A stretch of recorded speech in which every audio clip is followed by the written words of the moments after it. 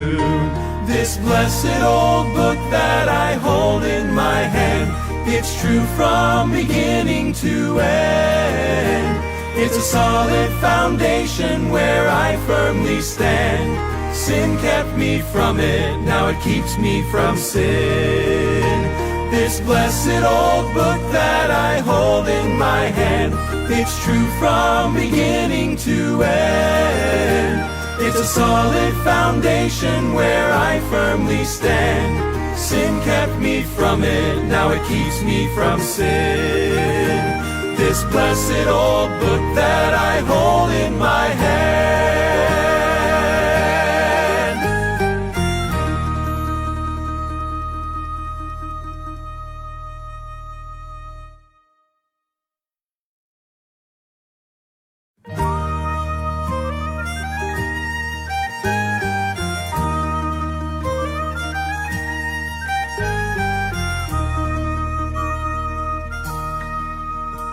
It's a well of pure water when I'm thirsty and dry, bread when I'm hungry and warm.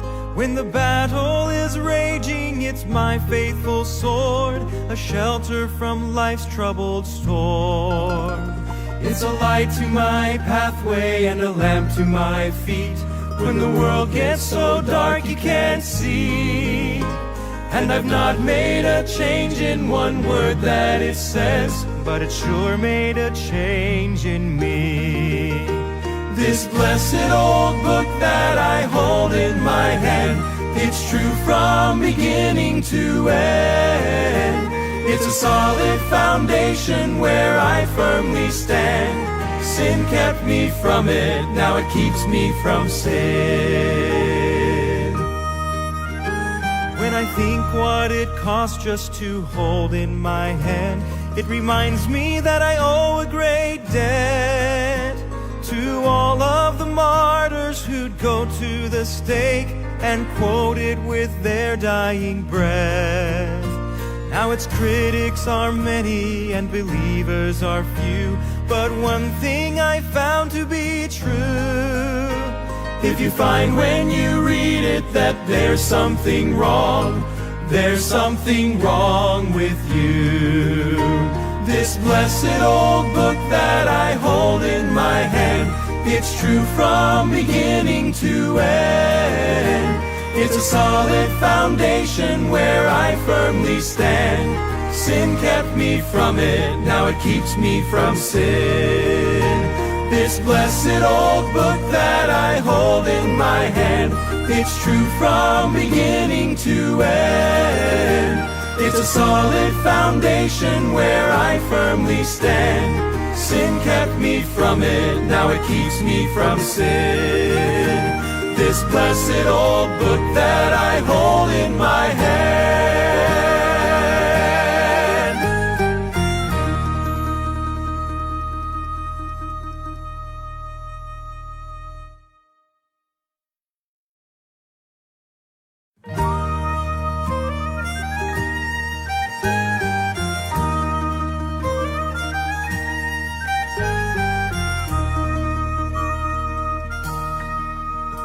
It's a well of pure water when I'm thirsty and dry, bread when I'm hungry and warm. When the battle is raging, it's my faithful sword, a shelter from life's troubled storm. It's a light to my pathway and a lamp to my feet, when the world gets so dark you can't see.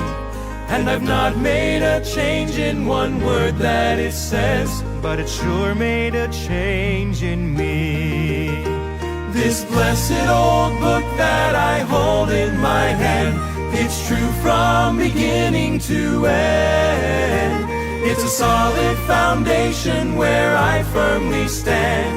Sin kept me from it, now it keeps me from sin. When I think what it costs just to hold in my hand, it reminds me that I owe a great debt to all of the martyrs who'd go to the stake and quote it with their dying breath. Now its critics are many and believers are few, but one thing I found to be true. If you find when you read it that there's something wrong, there's something wrong with you. This blessed old book that I hold in my hand, it's true from beginning to end. It's a solid foundation where I firmly stand. Sin kept me from it, now it keeps me from sin. This blessed old book that I hold in my hand, it's true from beginning to end. It's a solid foundation where I firmly stand. Sin kept me from it, now it keeps me from sin. This blessed old book that I hold in my hand.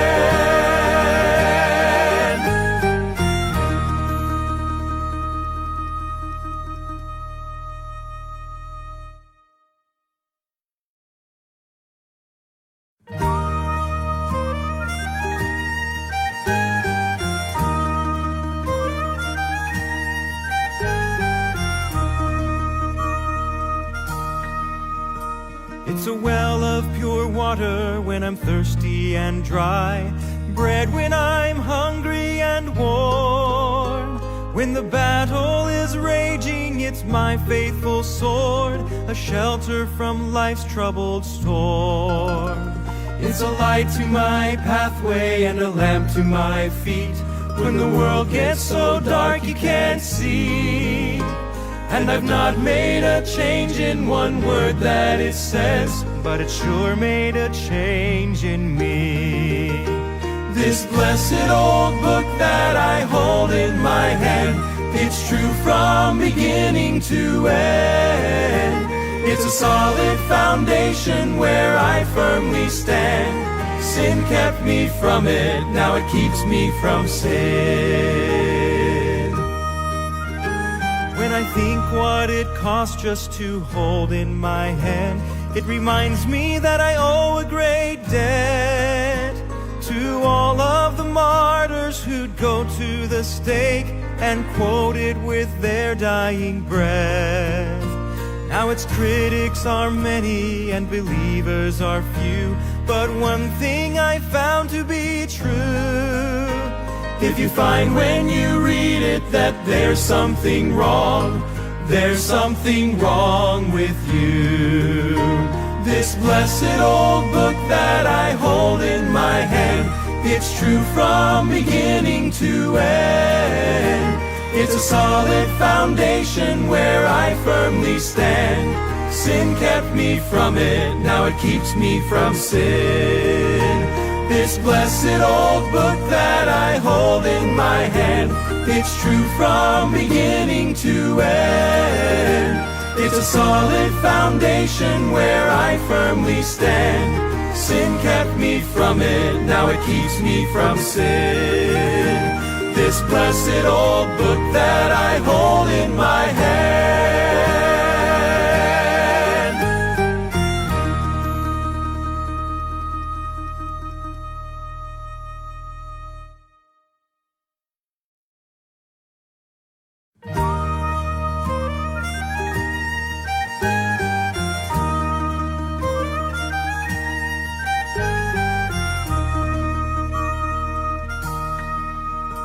It's a well of pure water when I'm thirsty and dry, bread when I'm hungry and warm. When the battle is raging, it's my faithful sword, a shelter from life's troubled storm. It's a light to my pathway and a lamp to my feet. When the world gets so dark you can't see, and I've not made a change in one word that it says, but it sure made a change in me. This blessed old book that I hold in my hand, it's true from beginning to end. It's a solid foundation where I firmly stand. Sin kept me from it, now it keeps me from sin. When I think what it costs just to hold in my hand, it reminds me that I owe a great debt to all of the martyrs who'd go to the stake and quote it with their dying breath. Now its critics are many and believers are few, but one thing I found to be true: if you find when you read it that there's something wrong, there's something wrong with you. This blessed old book that I hold in my hand, it's true from beginning to end. It's a solid foundation where I firmly stand. Sin kept me from it, now it keeps me from sin. This blessed old book that I hold in my hand, it's true from beginning to end. It's a solid foundation where I firmly stand. Sin kept me from it, now it keeps me from sin. This blessed old book that I hold in my hand.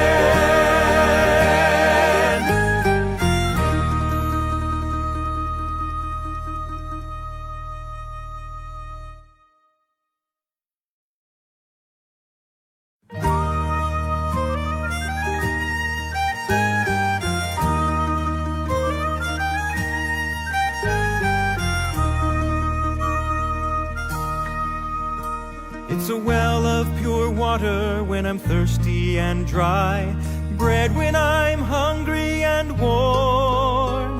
When the battle is raging, it's my faithful sword, a shelter from life's troubled storm. It's a light to my pathway and a lamp to my feet when the world gets so dark you can't see.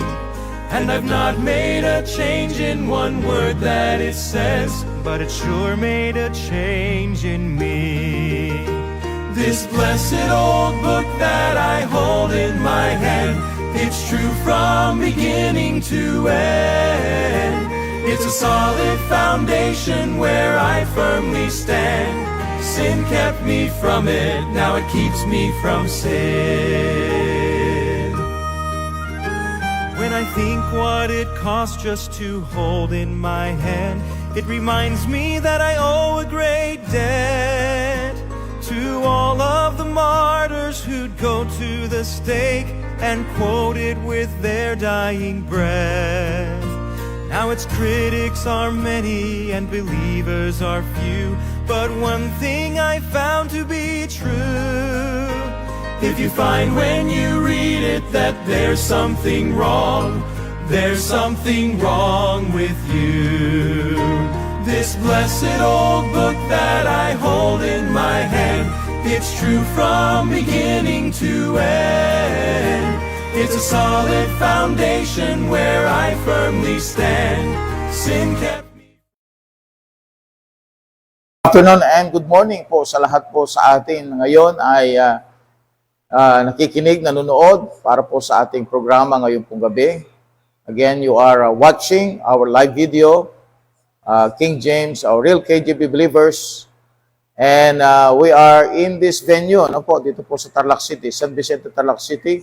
And this ministry is under the King James Bible Baptist Church. Ang inyo pong lingkod, Pastor Jonathan Pascual. Alright, so tayo po ay dadako sa isa pang topic na kung saan po ay sabi nating part of this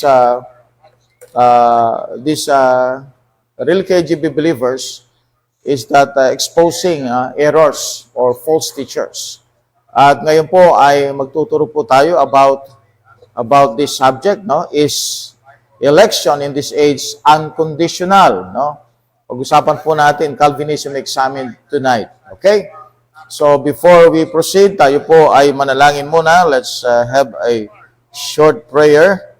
Manalangin po tayo sa maikling panalangin. No? Pangunahan po tayo ng ating pong kasamang nag-operate sa ating pong computer ngayon, Brother L.A. Sia. Amen. Tayo po'y sumandaling manalangin. Let's pray. Padakilang Diyos, Ama na makapangyarihan sa lahat ng malikha ng langit at ng lupa. Patuloy kami po yung nagpapasalamat po sa inyo. Amen. Sa inyong biyaya po sa amin, sa inyong pag-iingat, Panginoon. At ganoon din po, Panginoon, salamat po muli na kami po yung nabigyan ng pagkakataon na makapag-aral po ng inyo pong mga salita. Patuloy, Panginoon, na kami po yung nananalangin, Panginoon.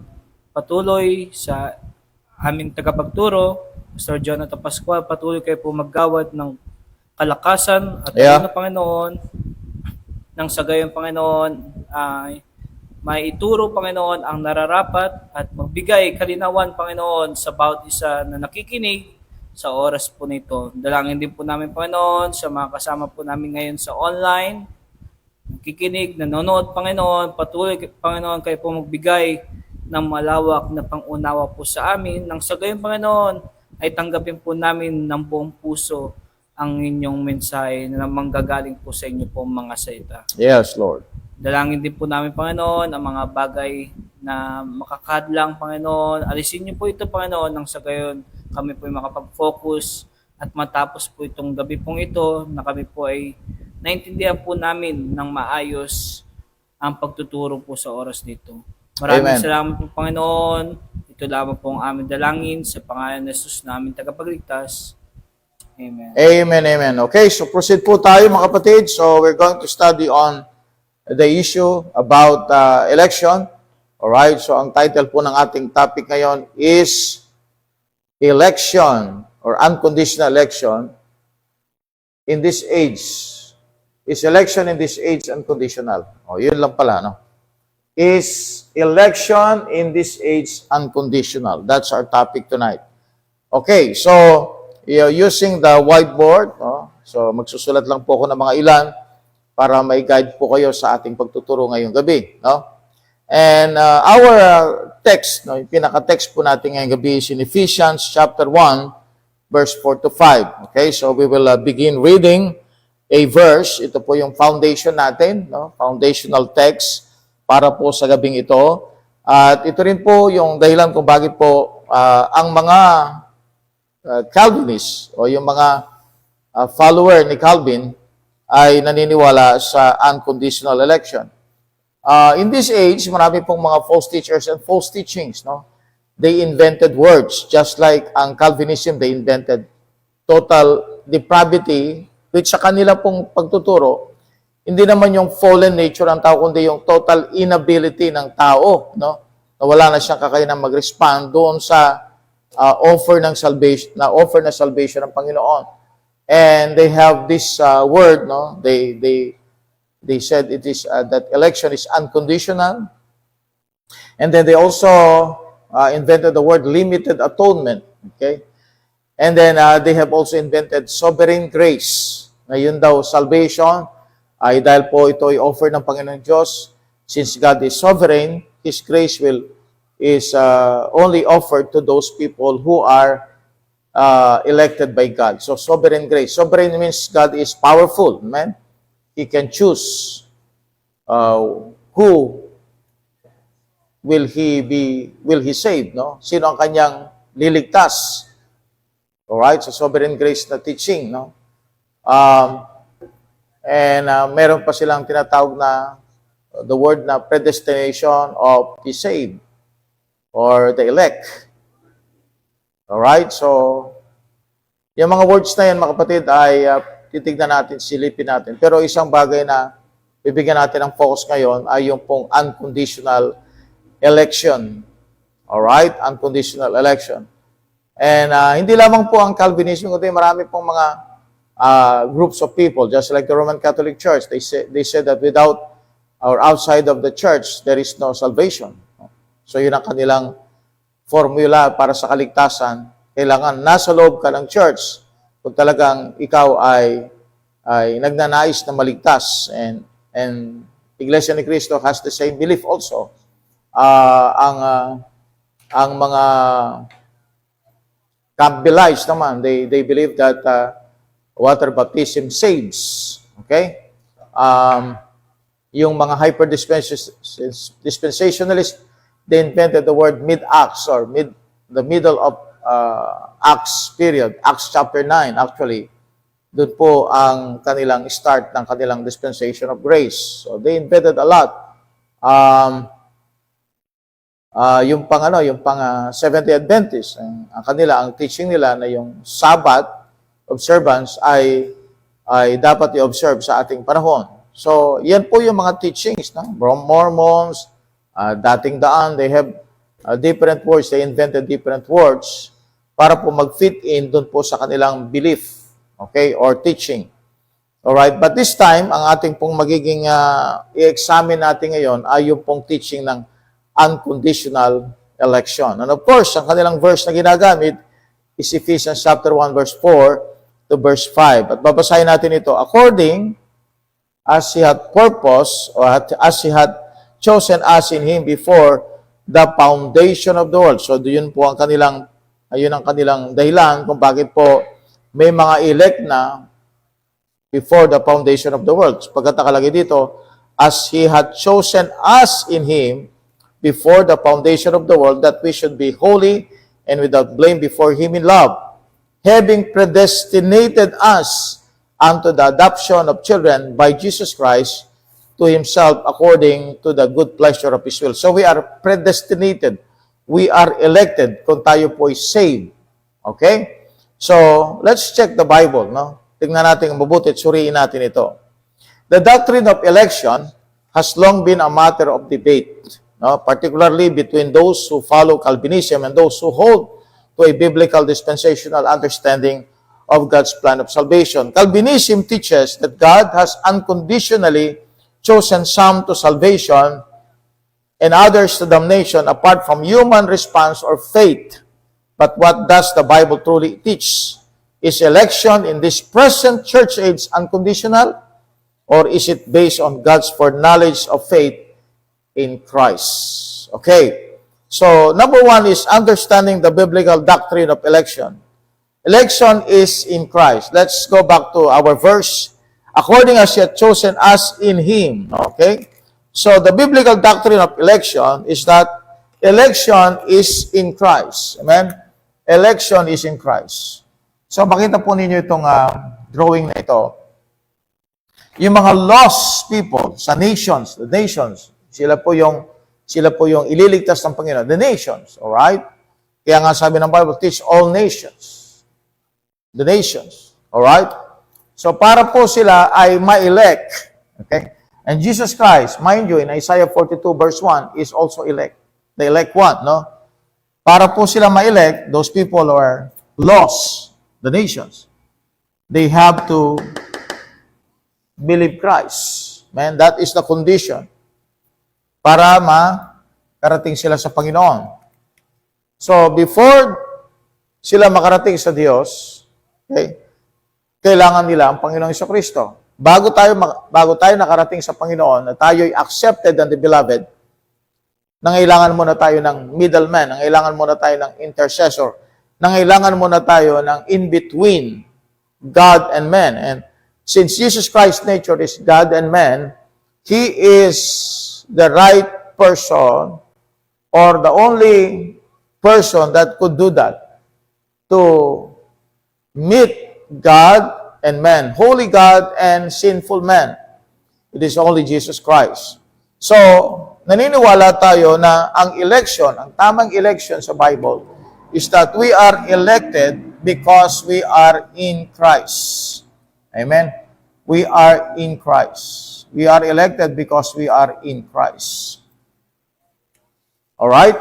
So, ito yung kondisyon. Ang kondisyon is that you have to be in Christ. That is the biblical election. Let's go back to the verse. Ephesians 1:4. Election is in Christ. Ephesians 1:4. He had chosen us in Him. Nakita niyo yung word na in Him? Now, the word in Him means you are in Christ. Now, tandaan natin, before the death of Christ, people in this part,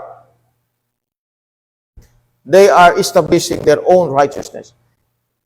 Ang righteousness ni Christ hindi pa na-offer sa panahon ito because hindi pa siya namatay. So, wala pang righteousness si Christ dito. Okay? Ang righteousness ni Christ dito after His death. Of course, God is righteous. Amen? Pero pag sinabi natin righteousness of Christ, na i-impute niya sa isang sinner, hindi pa available dito, mga kapatid, because Jesus Christ have not died yet. Hindi pa siya namatay, no? Sa Old Testament. Dito pa lang siya namatay, no? After okay? Dito siya namatay, no? And then after that, na-offer niya yung righteousness niya. So, you cannot be elected unless you are in Christ. Okay? Now, kung makikita po ninyo dito, ang nations, binigyan ng chance ang nations para ma-save, makarating sa langit. I should say, makarating sa Panginoon. Okay? Hindi pa heaven ang ino-offer ng Panginoon Diyos dito, no? Because lahat po ng namatay dito, mga kapatid, napunta dito sa Abraham's bosom. Hindi pa na-offer. Alright? So, para ang nation accepted by God, then they have to what? They have to be taught by Israel. Here, ang channel ay Israel. While here, ang channel ay si Christ. In this age. Okay? Kaya, alisin mo ang Israel, ano ang mangyayari sa nations? Wala silang knowledge sa law. Wala silang knowledge sa covenants. Wala silang knowledge sa promise ng Diyos. They're outside of the Commonwealth of Israel, just like in Ephesians chapter 2, verse number 12. So, ang Israel is God's chosen nation to bring the Gentiles into light. Okay? Makarating sila sa Panginoon Diyos. Okay? But in this age, my friend, no? Dahil dito, andito na yung righteousness ni Christ. Available na yung righteousness ni Christ. And this righteousness will be imputed. Alright? Tinawag din itong righteousness of God, no? This righteousness will be imputed to every believer of the Lord Jesus Christ. Amen? Therefore, ang election, okay, ay may condition sa panahon ng church age. Bagaman sinabi ng Panginoon ang salitang chosen as in Him before the foundation of the world, ito yung foreknowledge ng Diyos na mayroong mga taong someday will believe the Lord Jesus Christ. Okay? Now, so God's election is not of individuals apart from Christ, but of those who are in Christ by faith. So, hindi po namili ang Diyos in the foundation of the world ng mga maliligtas. Okay? Meron siyang foreknowledge, alam niya kung sinong magpuput ng faith kay Jesus Christ, but yung pagpili niya ay meron po siyang judgment, at ang gagamitin niyang judgment is according to the faith of a man in Christ. Okay? This means the chosen are not selected, okay, for they believe, but they are chosen because they are in Christ, who is the elect one.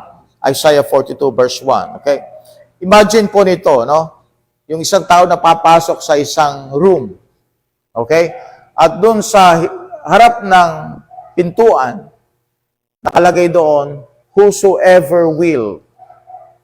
Alright? So, a person entered that door, and then paglingon niya, nakalagay doon, elect or elected. Okay? So, andito yung tao, no? But the condition is, whosoever will believe Jesus Christ. And if you believe Jesus Christ, then you are what? Elected. Hindi po totoo na meron ng pinili ang Diyos before the foundation of the world na maliligtas. Okay? May foreknowledge ang Diyos na meron mga tao na they're going to put their faith on the Lord Jesus Christ. That is foreknowledge. So, yung mga na-elect, yun ang ipe-predestinate ng Panginoon. Okay, mamaya pag-aral natin yung word na predestination. Alright? So, tingnan natin po muna. Letter B is this. Election relates to purpose, not privilege. Okay? Sa panahon ito, in this age, ang election po, mga kapatid, is not for what? Election is for purpose. Election is for purpose. Ang election po is for purpose. Kaya ka inelect because meron kang gagawin eh. Sabi nga ng Bible sa Ephesians 2 verse number 10, di ba? So we are saved unto good works according to the Bible in Ephesians chapter 2 verse number 10, for we are His workmanship created in Christ Jesus unto good works, which God hath before ordained that we should walk in them. See that? Maliwanag sa Bible, mga kapatid, kung bakit ka inelect ng Panginoon, because you have a purpose to do. Okay? So, yun po yung service na kasunod ng kaligtasan. Okay? So, election relates to purpose, not privilege. Election in Scripture often concerns service and purpose, not merely salvation. Example of this is Israel. Israel was a chosen people of God. Chosen, pinili, no? Kaya tawag sa kanila, elect nation. And the reason why they were elected, because they're going to be the light to the Gentiles. At hindi nga nagawa yan ng Israel, no? What happened? Yung mga Christians, sila na ngayon yung light for the Gentiles, to those who are not saved. Not because, kaya pinili sila ng Panginoon, not because they are better, they were chosen of God because they are God's covenanted people. No? Covenant ng Panginoon sa kanila. So, pinili sila ng Diyos. And the reason why God elect them is that God is going to use them to bring the Gentiles to the Lord. Because ang nakakakilala lang sa Panginoon, sa tunay na Diyos, sa pangalan ng Panginoon, at sa kanyang revelation and everything about God is Israel. Lost ang pagan nations noon. Hidden sila. Wala silang knowledge about God. And the only nation that has the knowledge about God is Israel. So they are elected for a purpose. Therefore, amen, kapag tayo ay elected sa ating panahon ngayon, we are to do something for God. That is the purpose of election. Now, let's move to the next consideration. God's foreknowledge precedes election. God's foreknowledge precedes election. So, anong nauuna? Nauuna ba yung foreknowledge o nauuna ba yung election? Okay? Ang nauna po ay foreknowledge. Foreknowledge. Okay? And then afterwards, precedes. Ibig sabihin, precedes, naunang foreknowledge sa election. Okay? Election. Pagkat election ay conditional, hindi po siya unconditional. Hindi po inelect ang Panginoon, pagkatapos, inelect ang mga tao, may mga pupunta sa impyerno, may pupunta sa langit. Hindi ganon. Amen? May foreknowledge ng Diyos. God knows that those people who will receive Christ. Kasi yun ang kanyang knowledge yun ang foreknowledge niya. Pero ang election, mga kapatid, meron itong condition. At ang condition is that they have to believe Jesus Christ. Kaya nga sabi ng Romans 10:13, whosoever shall call upon the name of the Lord shall be saved. The words whosoever means everybody can be saved. Whosoever. Alright? Sa John 3:16, for God so loved the world that He gave His only begotten Son, that whosoever believeth in Him should not perish but have everlasting life. So, maliwanag na ang grace ng Diyos ay ibinigay sa lahat ng tao, inoffer sa lahat ng tao, pero hindi lahat po ay naligtas because the only way that they can be saved or we can be saved is by believing Christ. Kaya nga po, ang election nangyari after you believe Christ. Okay? Because election is not for a privilege, election is for a purpose. For a purpose. Okay? Now, foreknowledge means God knew beforehand who would respond to His grace. Let's see the Bible, Romans 8:29. For whom He did foreknow, He also did predestinate. Okay, so let's check the Bible, the word predestinate. Okay, so yung foreknowledge niya, alam niya who will believe, no? Alam niya yon, no? Pero ang election is after you believe. Okay? At ang sino mang maniniwala, mga kapatid, siya yung elected. So walang selection na nangyari. May election na nangyari, pero walang selection na nangyari. Hindi yung sinelect ng Panginoon, sinong maliligtas, at yung iyan, hindi ko gusto yan, sa impyerno yan. Hindi ganon, mga kapatid.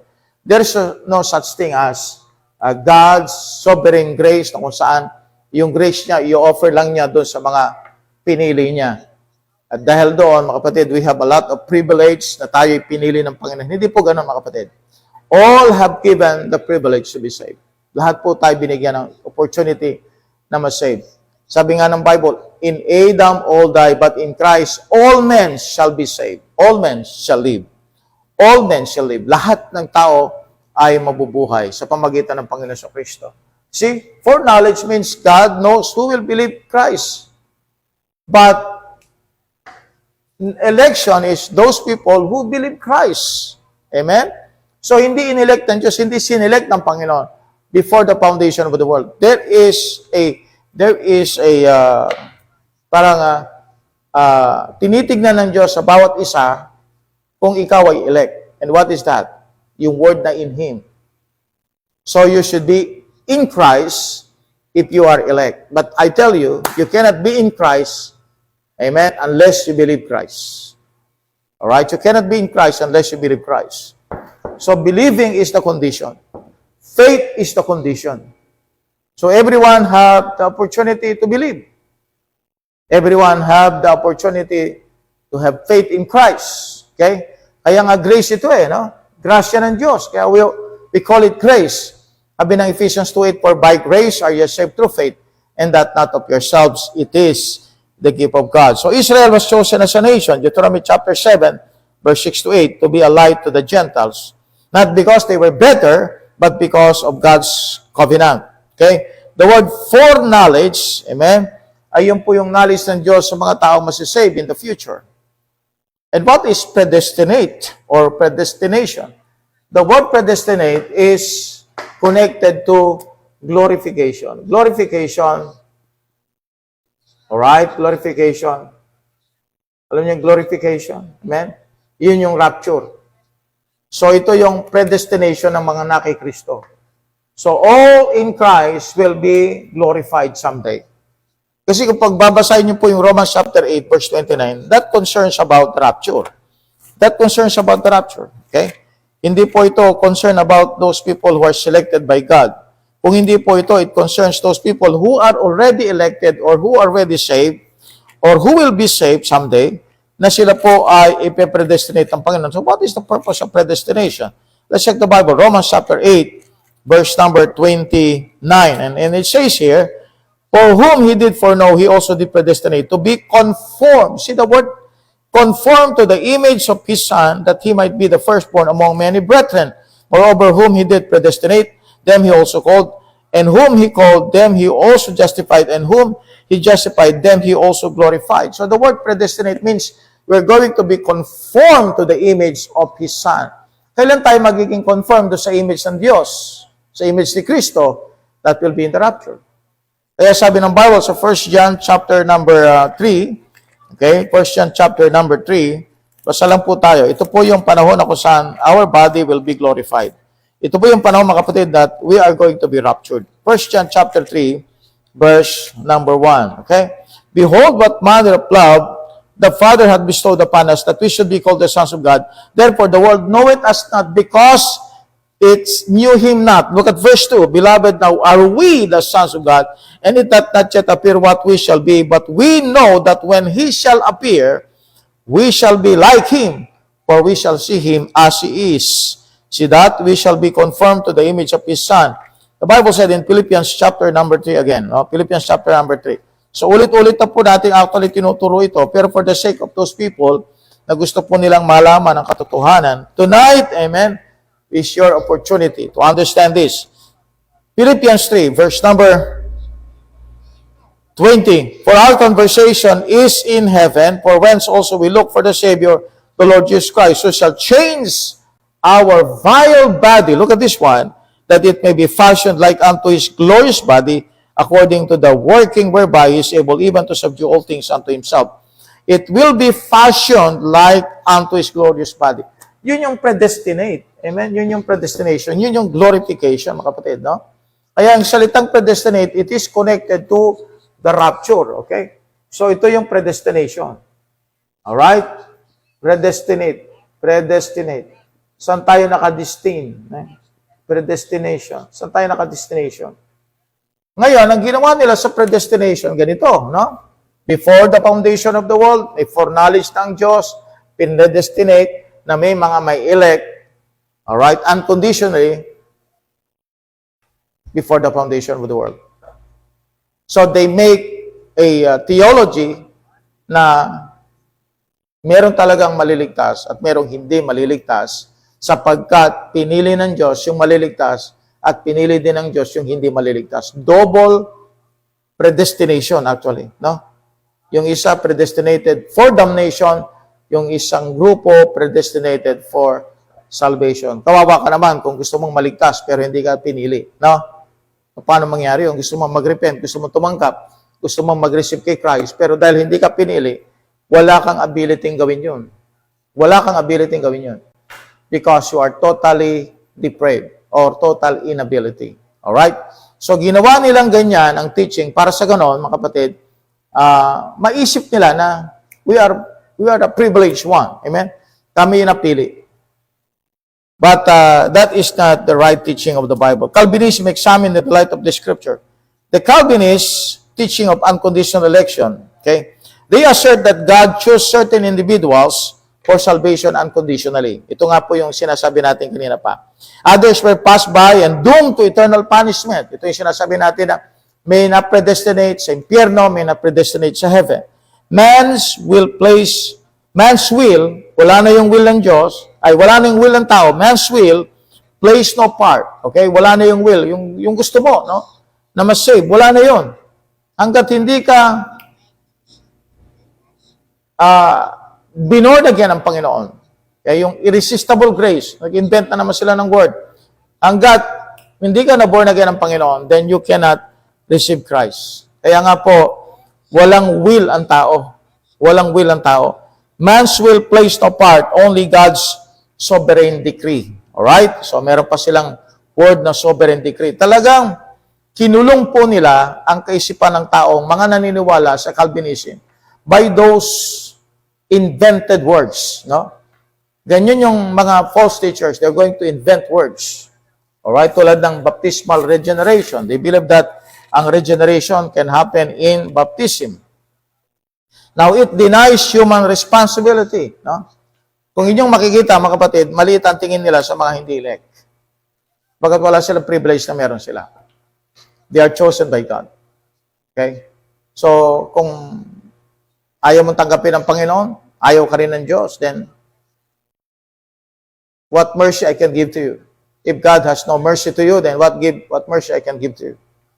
Alright? But it denies human responsibility. Sabi ng Romans 10:13, whosoever shall call upon the name of the Lord shall be saved. Di ba kayo nagtataka, mga kapatid? Itong verse na ito ay ayaw nilang paniwalaan. Samantalang nakalagay naman sa Bible. At makita niyo sa mga hyper-dispensationalists, ayaw din nila itong paniwalaan, Romans 10:13. Pagkaman nakalagay sa Bible and said, mga prayer daw ng mga saints. That's a prayer or that's a call of the unsaved. Okay? Yan po yung mga hyper-dispensationalists, no? If salvation is unconditional, then whosoever has no meaning. Praise the Lord. Amen. Totoo yun, di ba? If salvation is unconditional, then whosoever has no meaning. Number 3, it misrepresents God's character. So, ibang Diyos na ngayon pinakikilala nila. Because they are misrepresenting God's character. God is just and impartial. According to Acts 10, verse 34 to 35. Let's see the Bible. Okay, basa lang po tayo, mga kapatid. Brad, available ka ba? Acts chapter 10, verse 34 to 35. Okay? So, we have some viewers here. Maraming salamat po for joining us tonight. Salamat po sa panunood, mga kapatid. At kung may mga katanungan po kayo, just feel free to ask. Pagkat po ito ang purpose natin, matuto, mapag-aralan po natin kung anong nasa Bible. Okay? And I could be of help sa inyo, mga kapatid, by the grace of God. Alright, so it misrepresents God's character. Let's see the Bible. Acts 10, 34 to 35. Acts chapter 10, verse 34 to 35. Then Peter opened his mouth and said, of a truth, I perceive that God is no respecter of persons. There you go. But in every nation he that feareth him and worketh righteousness is accepted with Him. Amen. So, to predestinate some to damnation will make him unjust. You are making God unjust. Sapagkat sabi niya sa Bible, God is no respecter of person. Okay? So the correct view is that ang election ay conditional. In our time, election is conditional. So it is conditioned upon, okay, upon the Lord Jesus Christ. So this time in the Old Testament, okay, kita ninyo, ang Old Testament, kakaiba yung program dito. Ang Old Testament, kailangan nila yung Israel to be received by God. Alright? Kaya nga po, ang Israel, merong covenanted people ito, so nasa kanila yung law. So nations should know the law to be taught by Israel to them. Okay? And then, the nations, just like Israel, should what? Should obey the law. Kaya nga, ang mga tao noon sa panahong ito, okay, ang kanilang righteousness, ang pinakamalaga sa lahat. Righteousness. Ang righteousness nila is according to the law. Ito yung pinakamalaga sa lahat, yung righteousness. Now, kaya nga po ang Israel, hindi rin sila na-save. Lahat. Bagaman sila elect. Because elect is not a privilege, election is what? A purpose. So the purpose of Israel is to teach the nations. Kaya lang they failed. Israel failed because they became disobedient sa law. Now, in the church age, amen, is different because we have the righteousness of Christ. Amen? So the righteousness of Christ will be imputed to those who will believe. Ito yung whosoever. Amen? Ito yung whosoever. Whosoever. Ito yung whosoever. Whosoever from the nations that will believe, whether you Jew or Gentiles, all right, will believe Jesus Christ. And then, if they believe Jesus Christ, they are in Christ. And those who are in Christ are what? Are elected by God. And to be predestinated. Glorification. When? That will be in the rapture. Okay? All right, so dispensational understanding of election. In the Old Testament, election referred to nations, Israel, and service. Not all Israelites were saved through, though all were chosen nationally. In the church age, election refers to believers united to Christ. Amen? So yung elect, pag sinabi mong elect sa ating panahon, mga kapatid, you are no more referring to the nation Israel, who was elected by God. So tinatawag din silang elect. Actually, binanggit po yung word na elect sa Matthew 24. Yung word na elect doon, yun ang nation Israel. But this time, yung mga elect, okay, yung tinatawag natin sa Romans chapter 11, election of grace. Ano ba yung election of grace? Ang election ng panahon na yon sa law ay sa pamagitan po ng covenant ng Panginoon sa Israel. That's the election in the Old Testament. But in this time, it is called election of grace because those people who are elected are saved by grace. Election of grace. Okay? So both for the Jews and for the Gentiles. So, in the church age, election refers to believers united to Christ. God's chosen people today are those in the body of Christ, not a national entity. Okay? Ito, ang mga na kay Kristo, those who are in Christ, are in the body of Christ. Amen? In the body of Christ. Body of Christ. Amen. Alright? Body of Christ. Those who are in Christ are in the body of Christ. So those people who are in Christ are elected by God. Kaya elected sila. No? Jesus Christ is elected. Elect siya. And those people who will believe Him are elected also. And ang election is for a purpose, not a privilege. Okay? So, ang sino mang na kay Kristo is in the body of Christ. Okay? Kaya, ano ka? Born again, redeemed by the blood. You are elected. Kaya binabanggit ng Bible sa 1 Peter chapter 1 verse 2. Elect. Alright? Nakalagay yung word na elect. No? Bakit sinabing elect? Because you are saved. And since you are elect, you are for a certain purpose. And the reason why God saved us is for us to shine our light to the world, and preach the gospel to them so that they will be saved. Okay. So, in future ages, Israel will again be chosen for God's earthly purpose. Okay? So, dito, babalik naman ang Israel muli, no? Okay? Actually po, sila yung witness dito sa tribulation period. Right? About the coming kingdom. So, in the kingdom, it will be the same. It will be the same. Israel, all right, the nations, and then these nations will be brought by Israel to God. All right? So, yun ang trabaho nila. So, ito yung elect. Elect sila. Okay? Elect for a purpose. So, we are now elect for a purpose. In the body of Christ, we are in Christ for a purpose. What is the purpose? Sinabi ng Bible dito, di ba? Romans chapter 1, ito yung purpose natin. Okay? Romans chapter 1. Look at Romans chapter 1, please. Okay? Romans chapter number 1. Romans chapter 1. Okay, Romans chapter 1. The Bible said, look at this one. Paul, a servant of Jesus Christ, called to be an apostle, separated unto the gospel of God. See that? Okay? Sabi ng Bible sa verse number 6, among whom are ye? Okay? Among whom are ye also the called of Jesus Christ, to all that be in Rome, beloved of God, called to be saints. Grace to you and peace from God our Father and the Lord Jesus Christ. See that? Called to be saints. Amen? Saints means separated. Separated unto what? Unto the gospel. That is our purpose. Kaya inelect tayo ng Panginoon, we are separated for a purpose to bring the gospel to the lost world. Because that is God's purpose, to save mankind. Amen? And God will going to use Christians to save mankind. Okay. Now, in the time of the millennium, babalik po yung purpose ng Israel. Romans 11, verse 28 to 29. No? Romans 11, verse number 28 to 29. Romans 11, verse 28 to 29. Okay. Amen? So, maliwanag ngayon, mga kapatid, kung anong ibig sabihin ng election.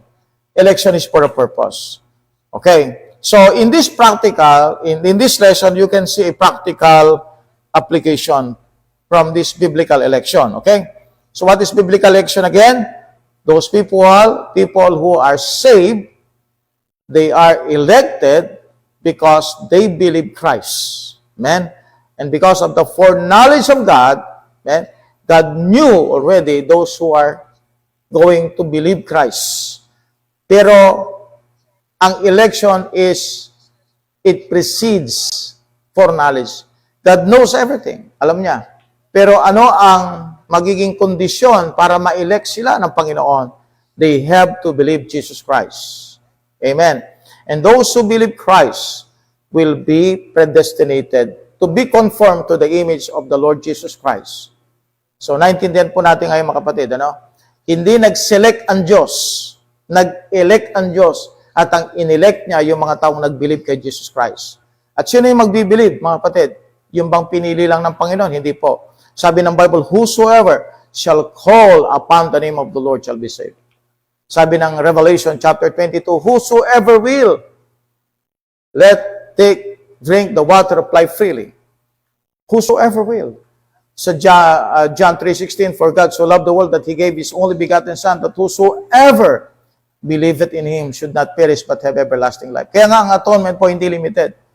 Ang atonement, mga kapatid, yung kamatayan ni Jesus Christ, He died for all. Very clear, mga kapatid, sa Bible. Amen? A false teaching po ang Calvinism. I tell you, it's false teaching. Okay? God's grace invites all. Salvation is available to everyone. Titus 2:11. Check nyo po yun. Pakibasa lang, kapatid. Titus 2:11. So, God's grace invites all. So, ngayon, we can preach. Amen? Hindi na tayo mag-iisip, baka hindi elect ito, kaya ayaw tumanggap sa Panginoon. Hindi po ganun, mga kapatid. All have the chance. Minsan, yung pagpipreach mo, hindi naman mamiminsan yan eh. May mga taon talaga, it will take time bago nila maunawaan ang kaligtasan. So just be faithful in preaching God's word.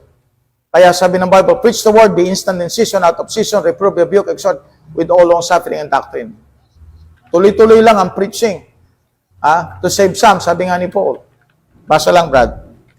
Titus 2:11. Titus chapter 2 verse 11, For the grace of God that bringeth salvation hath appeared to all men. Amen. Hath appeared to all men.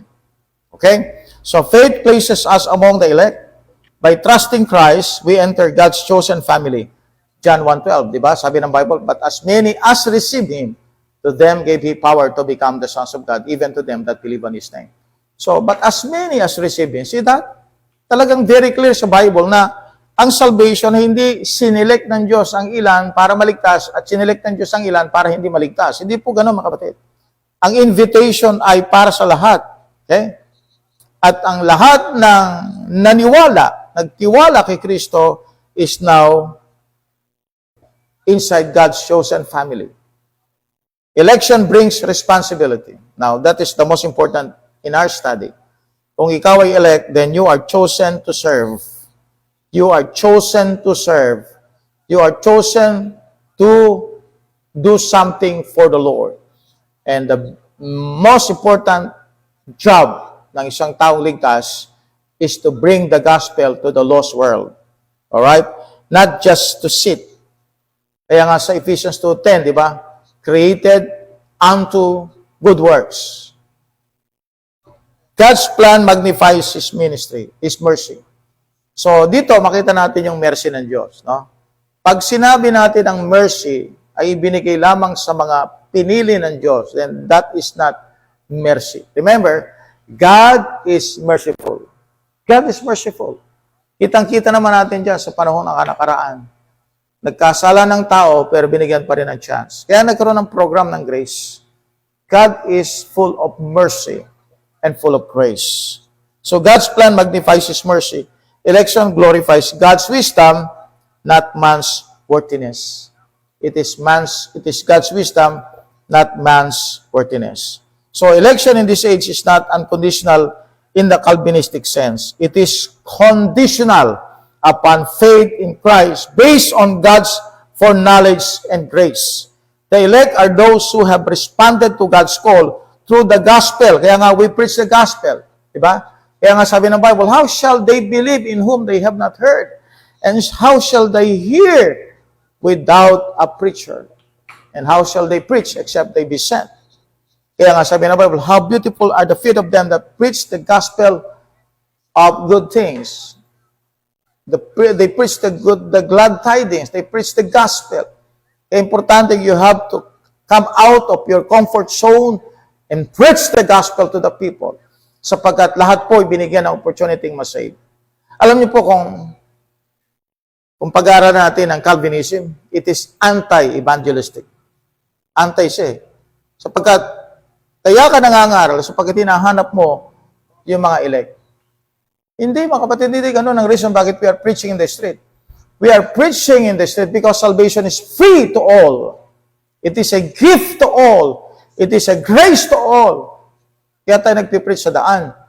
Hindi tayo nagpipreach sapagkat habang nagpipreach tayo, hinahanap natin yung mga elect. Hindi ganun, mga kapatid. That's not the right thinking when we are going out and preach the gospel of the Lord Jesus Christ. The elect are those who have responded to God's call through the gospel. Rather than dividing believers, this truth should lead us to humility, gratitude, and evangelism. Knowing God desires all to come to repentance, then we have now the motivation, the urge to call sinners to repentance. Yan ang dahilan kung bakit we are coming out of our comfort zone. Amen? From our closet. Now, let's have a review, no? Review natin, no? What does in Christ mean in relation to election? Anong ibig sabihin ng in Christ? In Christ po yung mga taong believer, okay? They have the righteousness of Christ. They are in Christ. Amen? Paano nangyaring na sila ay na kay Kristo? They believe the Lord Jesus Christ. Ephesians 1:13. Kung inyo makikita yung order of salvation, kita natin Ephesians chapter 1 verse 13. In whom you have trusted after that you heard the word of truth, the gospel of your salvation, in whom also after that you believe, you were sealed with that Holy Spirit of promise. Amen? Those who believe are in Christ. And those that are in Christ, kaya sabi ng Ephesians 1 verse 4, We are chosen in Him before the foundation of the world. The word na in Him, that's the key word there. In Him, in Christ. So you're in Christ because you believe Christ. And then because you are in Christ, you are chosen. You are elect. For what purpose? To preach the gospel of Jesus Christ. What does God's foreknowledge relate to His election? Amen? Ibig sabihin, God knows who will believe. Yun ang knowledge niya. Yun ang kakayan niya. Alam niya, nakikita niya ang lahat. Okay? Why is the Calvinist view of unconditional election unscriptural? It is because they believe that ang election nangyari na before the foundation of the world. That is unscriptural. Ang election nangyari after someone believed the Lord Jesus Christ. What is the purpose of election in this age? Anong purpose ng election, mga kapatid? Bakit meron tayong election sa ating panahon? Purpose. See? Sinong inelect una? Ang Israel. Tinuturo ng Israel ang law sa mga nations, sa mga Gentiles, to bring them to God. That is the purpose. Why God elected them. Why God elect Jesus Christ? For a purpose. To bring the gospel, to bring salvation to the lost world. Bakit may mga angels? Elect angels. Because God chose them for a purpose. Amen? Hindi nila kailangan ng kaligtasan, pero sinabi ng Bible, elect sila. So, anong ibig sabihin ng elect? Means purpose. Amen? So, kaya pagbalik ng Israel sa lupa bilang nation, okay? Kapag ang Israel will become a restored nation, I should say, alright, all nations will go to Israel para makarating sila, makilala nila ang tunay ng Panginoon Diyos. Okay? See? That's important, amen, to understand. How should the doctrine of election affect our evangelism and service? Of course, amen? Since we are already elect, we are separated unto the gospel, amen? We are separated, we are saints. Kaya yung word na saints, equivalent niya ng sanctity or separation. We are sanctified, we are saints. And we are saints because we are going out to the world to preach the gospel and make a difference, amen? Because we have to pull people out of the fire, amen? So that is the teaching of tonight's Bible study, amen? Is election in this age unconditional? Calvinism examined, okay? Election is conditional in this age. All right. So, yun lang po mga kapatid, and hopefully you understand our study. God bless po sa inyong lahat.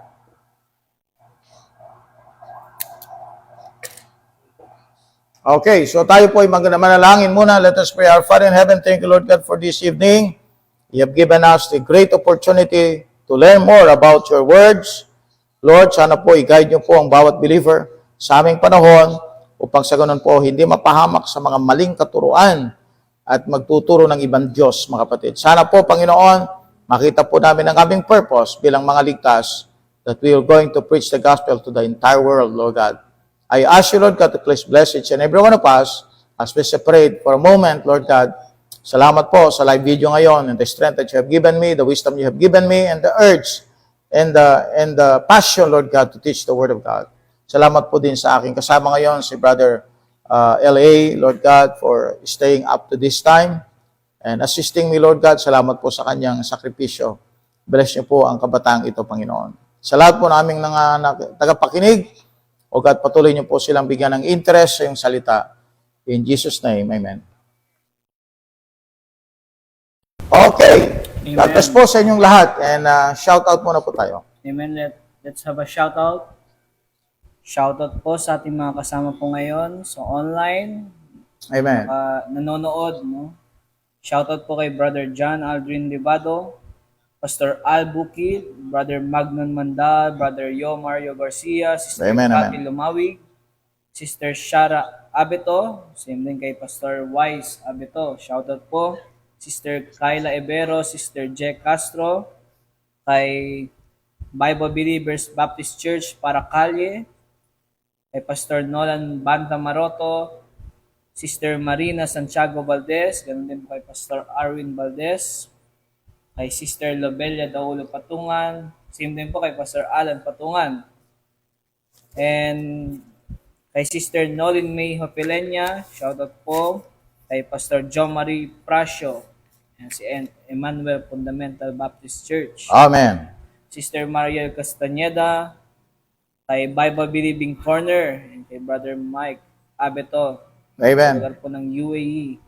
Kay Brother Christian Solano, Brother Prince Arjen Capiri, Brother Ronel Clark Tabios, Brother Yep. Justin Asam, Sister Sofia de los Reyes, Brother June Humawan, Brother Isagani Peralta Reyes, Sister Michelle Burgos, kay Sister Laila, kay Brother Jimon Tomas, Brother Ramon Candelaria, kay Stephen Ku, kay shoutout din po kay Jesse Boy. Yan. Kay Sister Miracle Atanasio, Yeah. Brother Jose, and Belisario. I think pastor po ito, Pastor Jose. Ayan. Pastor Jose, God bless po. See you on Wednesday. Kay Brother Cesar Asar Alcantara and kay Sister Karina Tolentino Gregorio. And shoutout din po sa ating mga kasama sa comment section. Shoutout po kay Pastor Dennis Thurston sa lugar po ng Marinduque. Kay Craig Mabit Bautista, Brother Ramon Candelaria, and kay Sister Annalisa Bukad. Shoutout po. And ganun din po kay Denzel Nerk. Ayan.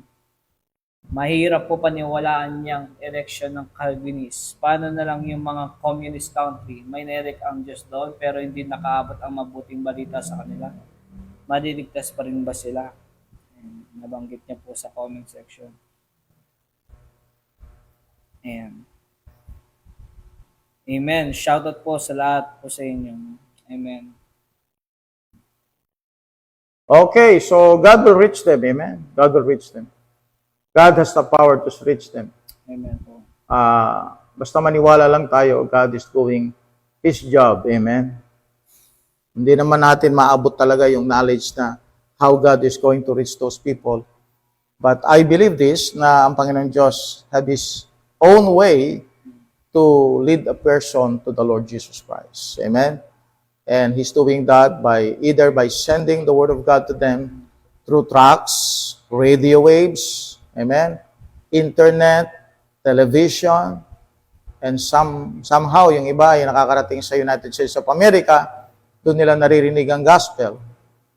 Kung hindi man makarating ang mga Americans sa mga communist countries, aalis yung mga communist na yan, pupunta sa mga bansa na may kalayaan at nangangaral ng salita ng Diyos. Sa paraan naman ng pagpunta sa mga missions, ng mga missionary natin, yun ang way din para maabot yung mga unsaved. Okay? So maraming paraan, no? Maraming ways ang Panginoon Diyos. And I believe the fastest way para ma-reach ang mga tao is through the technology. Kaya ang technology natin, malaki pong bagay na gagawa nito. Okay? So, yun po, no? I believe na ako naniniwala God is sending the gospel to them by all means. Talagang ginagawa ng Panginoon Diyos yan to save them. Okay? Amen. But still, based pa rin yan sa human will ng tao. No? Kahit ba narinig nila yung gospel, pero nasa puso pa rin nila yan, nasa decision pa rin nila yan. Kung i-reach Okay. nila. Yeah, and the Holy Spirit is convincing them and convicting them. Yun ang trabaho ng Holy Spirit. Amen. Okay. Alright. Amen. Amen. Salamat po sa inyo pong lahat, no? Please like, share, and follow our Facebook page and also subscribe our YouTube channel, Real KJB Believers, for us to be updated sa ating mga latest videos. Okay, once again, good morning, good afternoon, and good evening. Real KGB Believers now signing out. God bless po. Thank you po.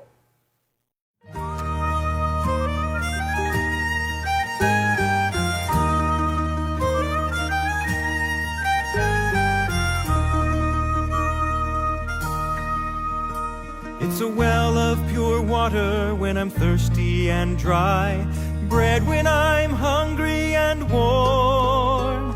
When the battle is raging, it's my faithful sword, a shelter from life's troubled storm.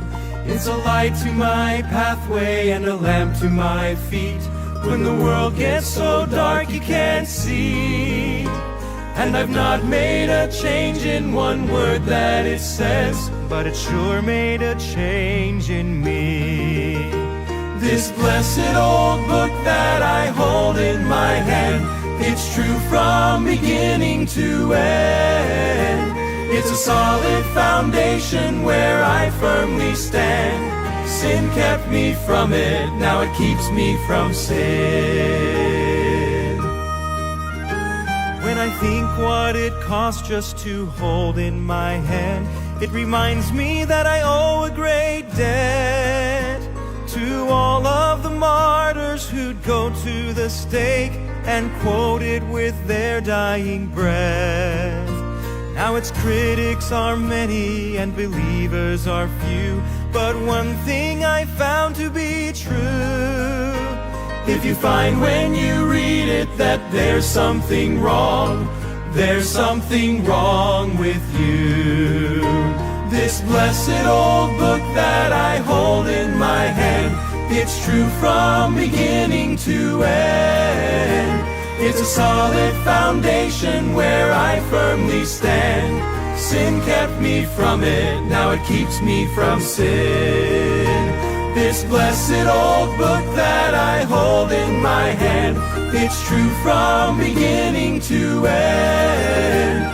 It's a solid foundation where I firmly stand. Sin kept me from it, now it keeps me from sin. This blessed old book that I hold in my hand.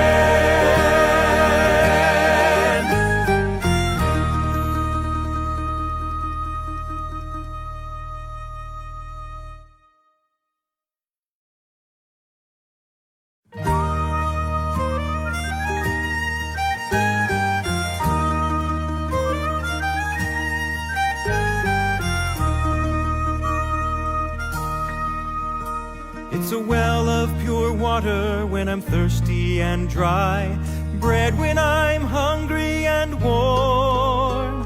When the battle is raging, it's my faithful sword, a shelter from life's troubled storm.